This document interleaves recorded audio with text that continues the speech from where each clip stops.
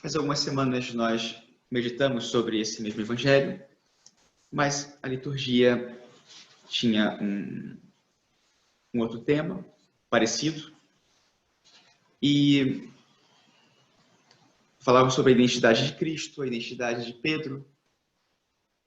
Hoje vamos um pouco na mesma linha, mas para falar da identidade da igreja.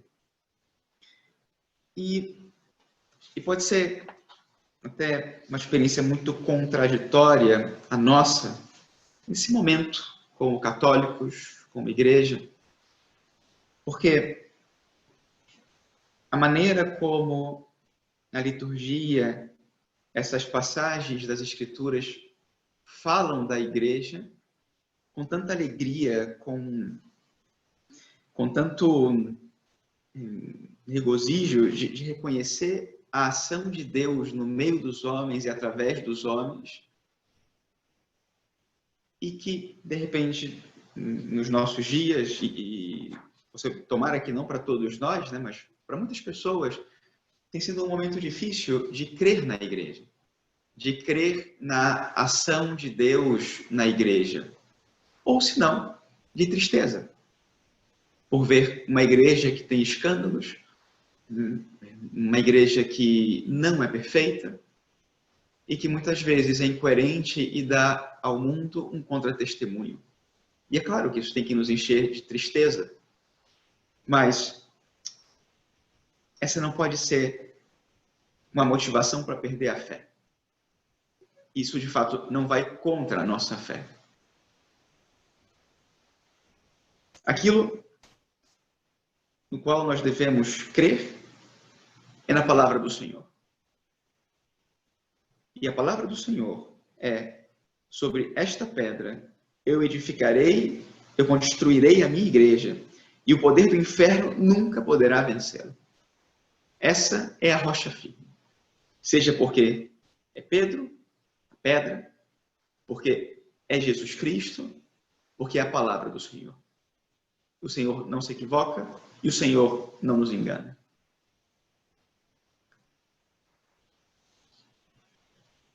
Não é só hoje que é difícil crer, muitas vezes na igreja, e não é só hoje que nós temos tristezas pelas coisas que acontecem na igreja.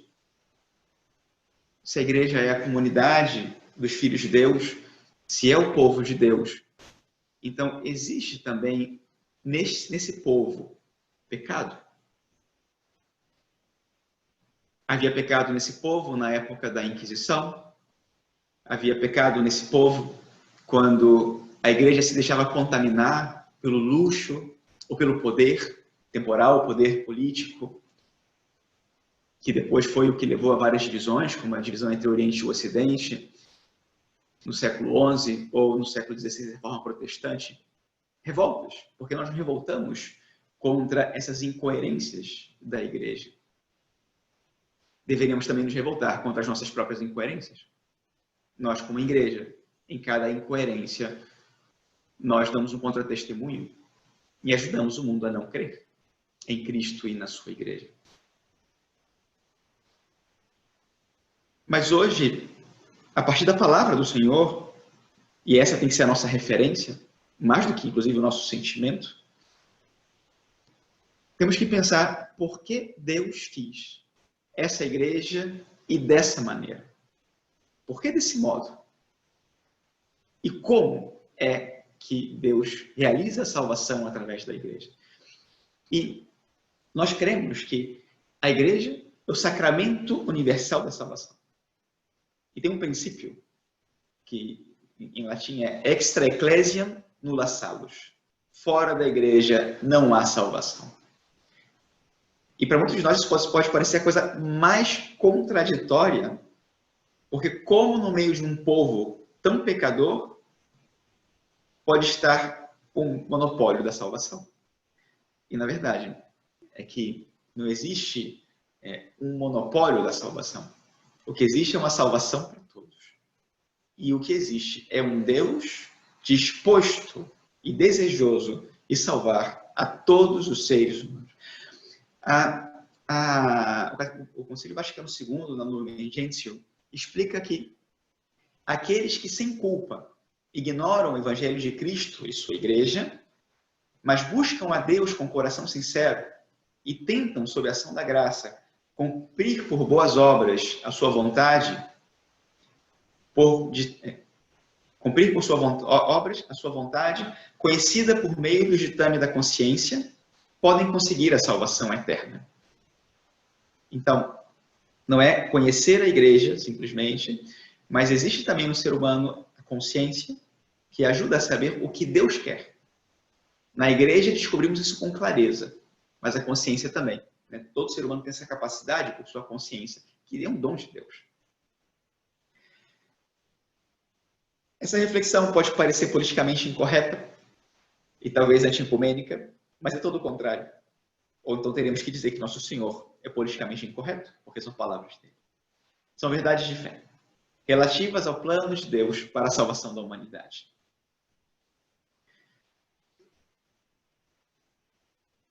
A identidade da igreja é que ela é o corpo de Cristo. Esse é o essencial. Tem uma dimensão divina e uma dimensão humana, em dois sentidos. A dimensão divina porque Cristo é Deus e homem. E então a humanidade que a igreja assume é a humanidade de Cristo, que é também a nossa humanidade. A humanidade de Cristo é sem pecado. E Cristo, Deus, santifica o seu corpo, que é a igreja, como realidade e dimensão espiritual, da qual todos nós somos parte e nela somos inseridos através do batismo. Vejam que o batismo, que purifica a nossa alma do pecado original e de toda a culpa, é também a porta de acesso para ser membros desse corpo. Ou seja, quando cessa em nós o pecado, nós passamos a ser parte do corpo. Entramos nele sem o pecado. Cristo faz a igreja santa. O pecado não mancha Cristo. O pecado faz com que a mancha em nós nos exclua do corpo. Então, nós que somos esse povo peregrino, sim, somos pecadores. Mas as nossas faltas, o pecado mortal, obviamente, nos exclui da comunhão com esse corpo. Então, quando vemos, nesse sentido, um pecado grave, um escândalo, esse escândalo não é produzido por Cristo, nem pelo corpo místico de Cristo, mas por alguém que se exclui da comunhão com o corpo. E todos nós devemos ser humildes e não julgar, porque todos nós somos passíveis de erro. E nós podemos ser também, em algum momento, aqueles que produzem escândalo. Mas, por outro lado, cabe a cada um de nós se responsabilizar por viver a fé, que é a fé do corpo místico, e testemunhá-la, especialmente através da caridade e do amor. Quem salva é Cristo. Em palavras de Santo Agostinho, o Cristo todo. O Cristo por inteiro. Cristo, que é verdadeiro Deus e verdadeiro homem. Cristo com sua divindade e sua humanidade. A divindade que tem o poder de salvar. E a humanidade que tem o poder de comunicar a salvação. E é o Cristo que é cabeça e que é corpo. Porque a partir do momento que Cristo cria a sua igreja, ele já não existe nesse mundo sem a igreja, que é o seu corpo. É a maneira como ele quis existir. A sua humanidade é o princípio do seu corpo. E é quem santifica o corpo. O corpo místico de Cristo é a realidade humana elevada, redimida e reunida em Cristo por seu poder espiritual. Essa é a dimensão espiritual da igreja. Que, felizmente ou infelizmente, ou felizmente, não pode nos separar da nossa condição de pecadores. Mas vejam como funciona a redenção. Porque a redenção gera unidade, harmonia. Ela gera comunhão. O que é contrário da divisão, da separação, que são consequências do pecado. Nós continuamos na condição desse mundo, vivendo a graça e o pecado, sendo vítimas do pecado e, ao mesmo tempo, beneficiários da graça que redime. E isso no plano individual, espiritual, social, natural. O pecado nos afeta totalmente, em todas as dimensões. E a graça, em todas elas, nos redime, nos eleva e nos converte, nos transforma em Cristo.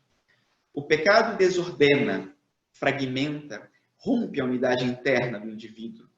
Inclusive, a harmonia entre o nosso natural e o sobrenatural, entre aquilo que nós somos e aquilo que devemos ser. O pecado nos torna mais incapazes de conhecer a verdade e de querer aquilo que é bom para nós mesmos. A graça cura tudo isso, reintegra, desfragmenta, fortalece a unidade interna e restabelece a paz e dá liberdade verdadeira. Na dimensão social coletiva, o pecado divide, separa os sujeitos, impede o diálogo, a solidariedade, faz, inclusive, com que as diferenças que servem para enriquecer nos dividam.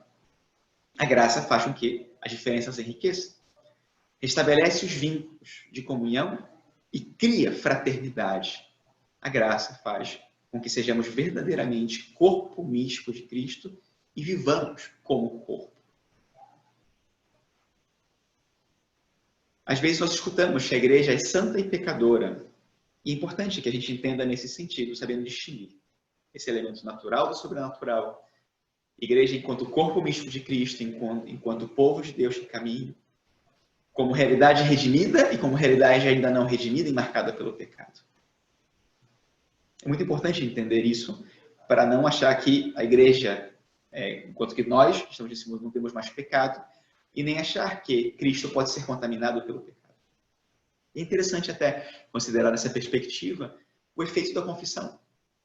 Na confissão sacramental, nós não obtemos só o perdão de Deus e, portanto, que sejamos reinseridos na amizade com Ele. Se restabelece o vínculo com Cristo. Não é só isso. O perdão sacramental da confissão também nos confere a comunhão com o corpo místico. Somos reinseridos no corpo, no Cristo todo. Cristo cabeça e Cristo corpo, em Deus e na comunhão com os nossos irmãos. As duas realidades. Por que isso é assim? Porque Deus que isso fosse tão complicado, não seria mais fácil que Deus diretamente nos salvasse e salva cada um que está interessado? Ou por quê? Deus, para nós, vai ser sempre um mistério, e a sua maneira de salvar, a sua maneira de ser, continua sendo um mistério. O fato é que Ele quis que nós colaborássemos e participássemos. Não era suficiente para Deus que nós fôssemos destinatários dessa salvação. Também nós devíamos comunicar. Não sei, às vezes, de repente, a impressão é que Deus podia abençoar uma nuvem com um remédio para curar as nossas almas e fazer chover sobre a humanidade inteira. E, em lugar disso, preferiu um conta-gotas e deu a cada um de nós um conta-gotas para levar essa gotinha a outras pessoas. Isso é imagem certa, ok? Mas considere que se em cada uma dessas gotas está a graça de Deus, cada gota tem um poder infinito, sem limites. Porque nada do modo como Deus atua para nos salvar limita o poder salvador de Deus e diminui seu amor por nós. Deus nos ama inexoravelmente, irremediavelmente e singularmente. Assim é Deus. E não desiste de nós. E se nós podemos, em algum momento, duvidar, hesitar ou desanimar, podemos pedir ao Senhor que ilumine o nosso entendimento, ilumine o nosso coração, para ver como Ele responde ao pecado, como que Ele responde ao mundo e como Ele responde às nossos próprios interrogantes, nos convidando a nós para participarmos do seu plano. Para nós pode parecer um risco muito grande essa maneira de Deus atuar. Para Deus Para nós é mistério, mas para Deus é generosidade.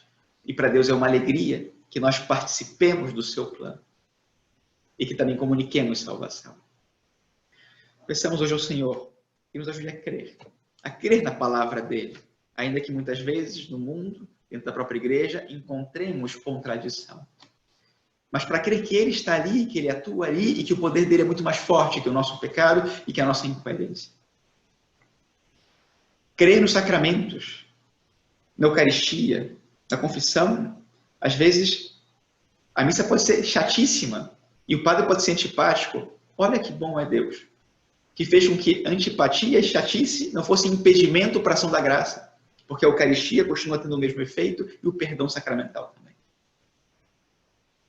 Peçamos a Deus a fé para ver em nós a ação da graça, a graça que salva, para que saibamos que a resposta, muitas vezes, está em nós e somos nós mesmos. Porque essa pequena gota da graça de Deus aí em nós pode produzir a salvação do mundo inteiro. Hoje, só peçamos a Deus também com essa mesma fé, com o salmista, que encerra o salmo dizendo: ao Senhor, vossa bondade é para sempre. Eu vos peço, não deixeis inacabada esta obra que fizeram vossas mãos. Assim seja.